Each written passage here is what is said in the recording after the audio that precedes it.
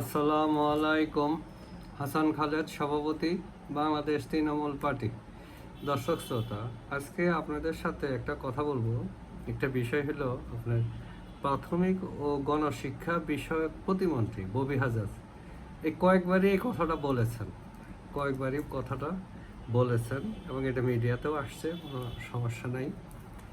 যে তার বক্তব্যটাই এরকম যে বাংলাদেশের এইচএসসি শিক্ষার্থীর শিক্ষাগত দক্ষতা সিঙ্গাপুরের ষষ্ঠ শ্রেণীর সমমানের।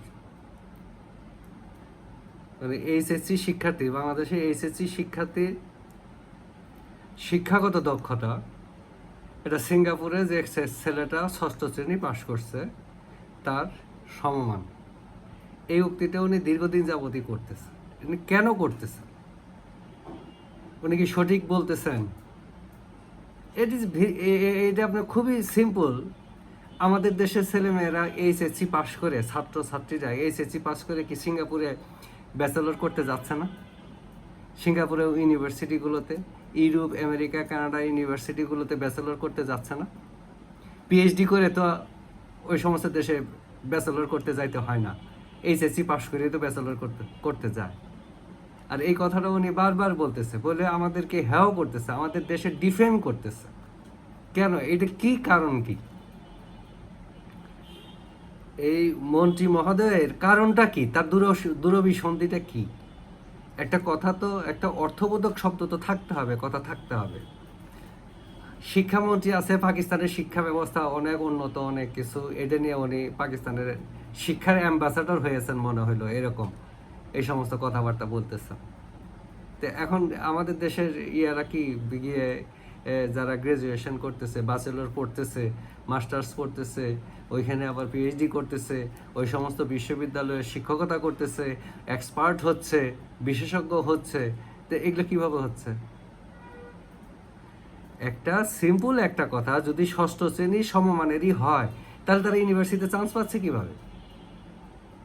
তাহলে শিক্ষামন্ত্রী মিথ্যা বলতেছে, অনর্থক একটা কথা বলতেছে, জাতিকে বিভ্রান্ত করতেছে। এই সমস্ত কথা বলা তো ঠিক না। আমরা কি খুব বেশি মাত্রায় মূর্খ মনে হয় আমাদেরকে? আমাদের কি লেখাপড়া কিছু নাই? বই পুস্তক কি উল্টাই নেই?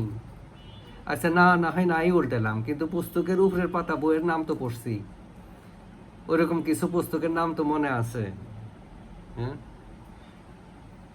এই মন্ত্রী সাহেবেরা এতবারে কিভাবে এত বিদ্বান? শিক্ষামন্ত্রী সাহেবরা শুনছি উনি লেখাপড়া ওইখানে গিয়ে করছেন, করে পেশায় আবার লেখাপড়ায় ছিলেন না, কায়িক পরিশ্রমের পেশায় ছিলেন। আর এইখানে এই প্রতিমন্ত্রী সাহেব দেখি এক ইউনিভার্সিটির সাথে জড়িত আছেন, কিন্তু কথাবার্তা তো মনে হয় না যে এগুলো কি ইউনিভার্সিটির শিক্ষকতায় ছিলেন।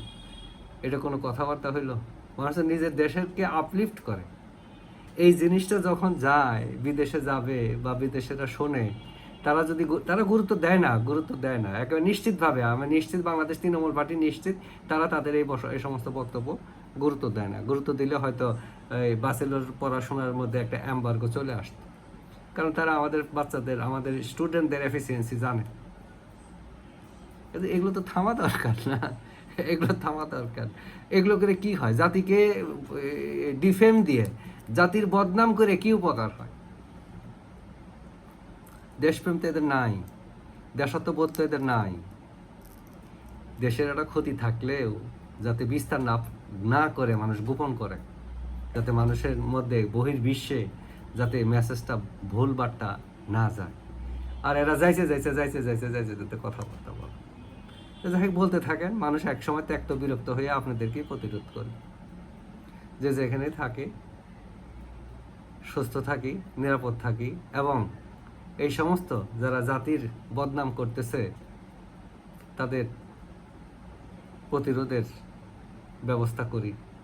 বা তারা যে বক্তব্যগুলো দেয়, প্রতিরোধ আমরা কিভাবে করব? তারা যে বক্তব্যগুলো দেয় সাথে সাথে যেগুলো আমরা যাতে খণ্ডন করে দেই। ধন্যবাদ সবাইকে।